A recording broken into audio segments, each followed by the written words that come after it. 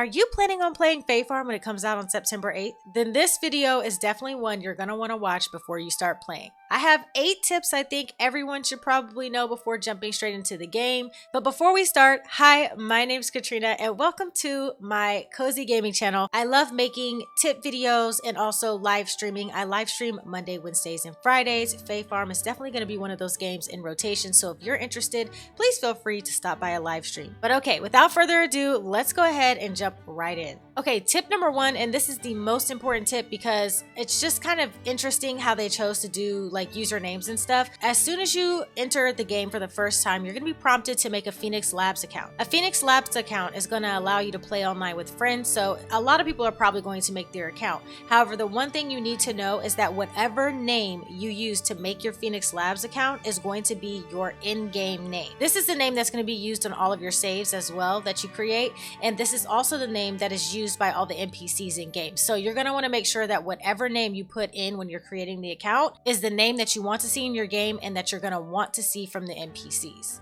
All right, so this next tip is really, really important, y'all, okay? And I just happened across it when I was playing for the first time on stream, played about 4 hours in, and I realized during the tutorial mode, your energy does not count. Now, this has happened in other games that I've noticed that while you're in tutorial, no matter what you do, your stamina doesn't really run out for the day. And while I was playing, I looked up in the upper left-hand corner where you can see the green bar, which is stamina. I was completely out of stamina, but I was still able to chop everything down, mine the rocks, all the good stuff without, getting prompted that I'm out of energy. So on your first day, I would highly recommend that you go around and chop down everything, mine up all the rocks, pick up all the dirt and everything that's on your home plot. So this is super important, a really great tip for you guys. So make sure you keep that in mind when you start playing.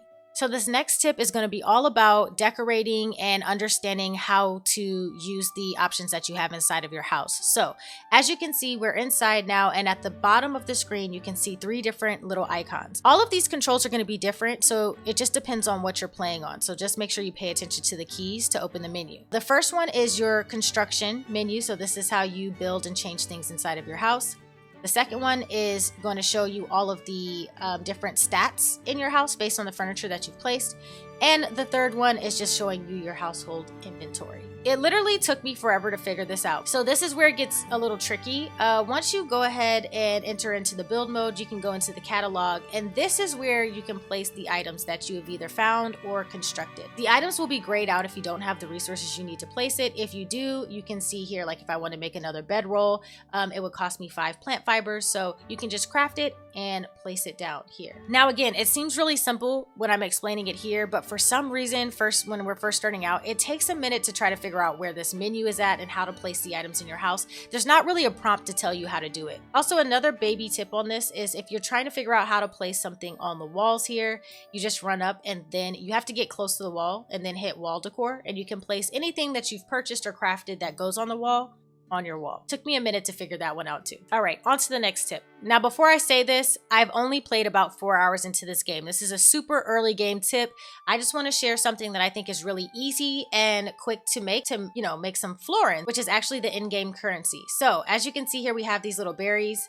Go ahead and pick up all of these berries. Now, I wouldn't sell the berries outright. You can see I just got 5.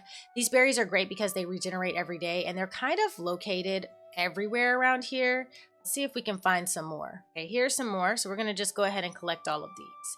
All right, it's super easy to cook too, which is why I love this tip. You can kind of just throw them in all at once and they will just do their thing. Okay, so we have lots of cooked berries, as you can see. Let's go ahead and sell as many of these as possible so you guys can see how much money we can make. So you just drop all of these off at the tables in the market, which I just think is so cute, by the way. They pop up in their little gift bags, and then we'll come back at night to see how much we've made. Okay, so here we are. We've sold all of our berries, and look at that, guys. Just off selling the berries, I've made 224 florins, which I feel like for early game is pretty good. I'm not saying this is the best way of making money. I'm pretty sure it's probably not the best way of making money, but as you're running around and collecting things when you're first starting and you see these berries literally everywhere in Azoria, you can collect them all up and sell them and make a decent amount of money. And this can buy you some good stuff. So just make sure that if you do need to make a little money, this is a great way to do it.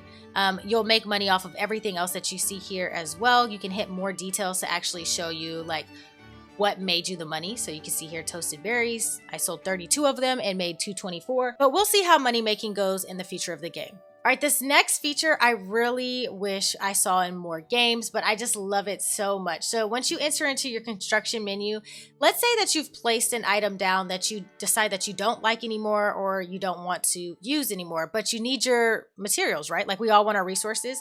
You can see here we have the button Y to reclaim. If you reclaim items that you have placed down, you get your materials back. You can see I got 1 plant fiber back.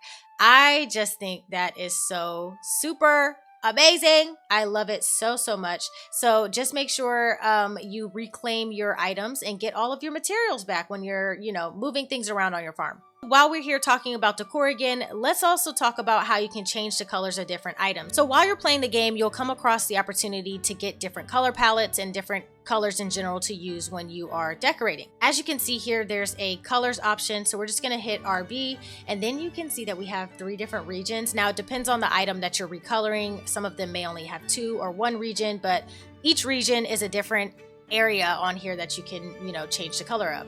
So let's go to region 2. You can see that's kind of like the interior of the basket. Look at this. My little heart I love this so much. I love this so much. I love this so much. So you can see that there's a ton of colors to unlock. Right now, these are the only colors that I do have unlocked, but you can really get super creative and change the look of everything. It's just so cool how many options you have for decorating. So don't forget about this when you are decorating your farm or inside your house. You can change the color of things if you don't like how they are colored currently. All right, y'all, this next tip is more of it's just more of a mental note. I think it's true because I saw a note on screen, but I think we should be keeping bees if we catch them. Normally I would just sell everything, but here's why. There was like this little note that popped up while I was streaming. It's one of those tips that you get when you're in between like loading screens, and it was about the queen bee. So you can see here I captured a queen bee the other day. It says her rare royal highness, ruler of pollen, honey, and hive, may be seen anywhere in Azoria.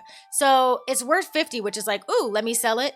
I think we're gonna need a queen bee when we're crafting beehives later. We've seen beehives in the game, so I do think that they are probably a part of our farms in the future. So I would just go ahead and hold on to a queen bee if you find them. It's not to say that you couldn't find one later, of course, but if you're coming across it, you should save at least one. I'm also gonna save a couple of these worker bees too, just because I think it's just gonna be a part of a crafting recipe, if I could guess. So it's more of a prediction than it is a tip, but I went ahead and saved mine, and the game did have a prompt for it, so maybe just keep that in mind. Now, our last tip is on storage, and as we all know, storage is a thing in all farm sim games, okay? Our inventory gets cluttered up super quick, so you can see that we have 5 different inventory slots eventually, but of course that's gonna cost us some money, as I could assume. You can clean out your inventory pretty easily by going to your storage shed. So here you can see that you have all of this inventory space. I don't know if it can be increased later in the game. I'm assuming that it can.